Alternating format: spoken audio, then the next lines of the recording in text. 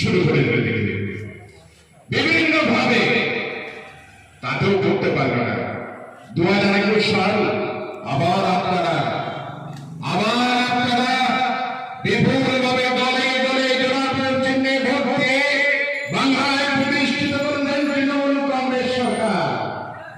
আবার আপনারা মমতাকে বাংলার মুখ্যমন্ত্রীর আসনে অধিষ্ঠিত করলেন।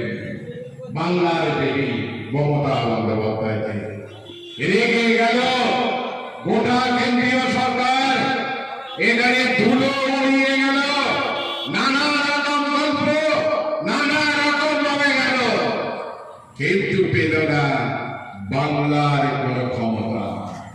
এটা আরো বেশি রাগের কারণ হলো, আসলে এই রাগের ফলে যখন